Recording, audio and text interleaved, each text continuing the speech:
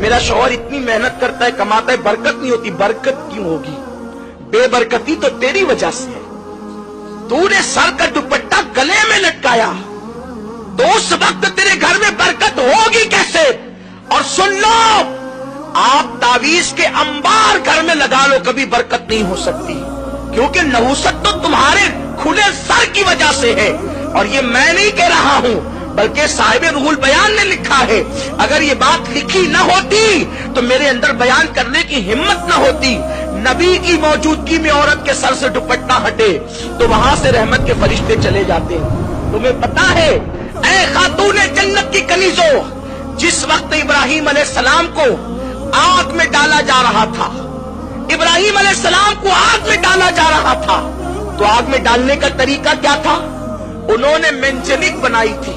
منجنیق آپ سمجھتی ہیں, جب پہلے دور میں قلعوں پہ حملے ہوتے تھے تو منجنیق کے ذریعے سے پتھر پھینکے جاتے تھے.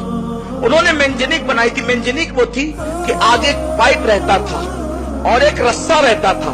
رسہ کھینچ کر کے چھوڑتے تھے تو وہ جا کے پائپ کو لگتا تھا, اور پائپ کے اوپر جو پتھر ہوتا تھا وہ جا کر کے قلعوں کو لگتا تھا. تو سب سے پہلے منجنیق بنی ابراہیم علیہ السلام کے لیے, کیونکہ انہوں نے اتنی بڑی آگ کا علاوہ تیار کیا کہ وہ آگ کے قریب کوئی جا نہیں سکتا تھا. تو ابراہیم علیہ السلام کو ڈالے کیسے؟ تو انہوں نے منجنیق بنائی. تو منجنیق بنا کر کے وہ کئی دنوں سے پریکٹس کر رہے تھے. اس طرح رسہ کھینچیں گے, چھوٹے گا تو ابراہیم کی پیٹھ کو جا کے لگے گا, پھر ابراہیم جو ہے وہ آگ میں چلا جائے گا.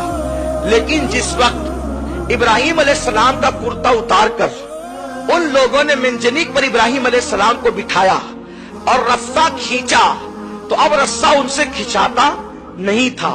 کیوں نہیں کھینچاتا تھا؟ اس لیے کہ فرشتے رو کر کہتے, اللہ تیرا ابراہیم تیرا نام لیوا, اب وہ آگ میں ڈال دیا جائے گا, ہم اس کی مدد کے لیے جانا چاہتے ہیں. تو فرشتے مدد کے لیے آ گئے. ادھر سے نمرود والے رسہ کھینچتے, ادھر سے فرشتے رسہ کھینچتے. تو فرشتوں کی طاقت کے سامنے نمرودی ناکام رہے, تو وہ رسہ کھینچ نہیں پا رہے تھے. اب وہ حیران ہو گئے, کئی دنوں سے ہم پریکٹس کر رہے ہیں, کئی دنوں سے مشق کر رہے ہیں رسہ کھینچنے کی, ابھی تھوڑی دیر پہلے تک کہ رسہ کھینچ رہا تھا آسانی سے, اب نہیں کھینچتا. اس وقت ایک بڈھا سر پہ کمبل ڈال کر آیا اور اس بڈھے نے کہا کہ رسہ کیوں نہیں کھینچتا؟ ان لوگوں نے کہا, اے بزرگ پتہ نہیں کیوں نہیں کھینچتا.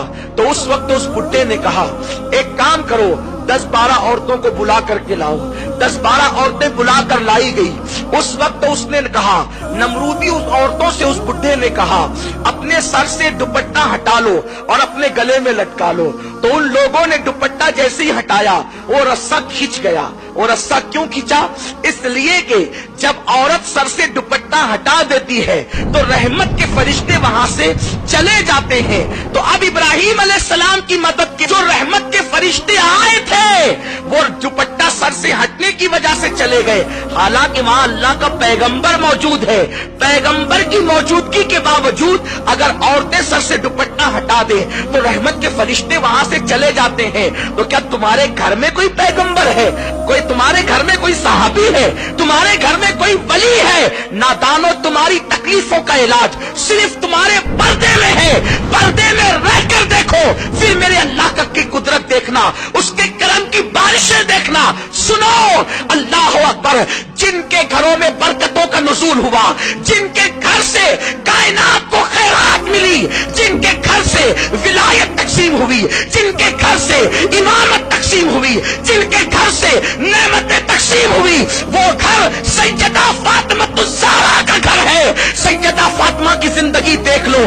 امام حسن مجتبی سے کسی نے کہا, حسن تیری ماں بڑی پاکیزہ تھی. امام حسن نے کہا, تو نے سچ کہا. جس دن میری ماں کا وصال ہوا میں 6-7 سال کا بچہ تھا, اس کے باوجود بھی میں نے اپنی ماں کے سر کے بالوں کو کبھی نہیں دیکھا.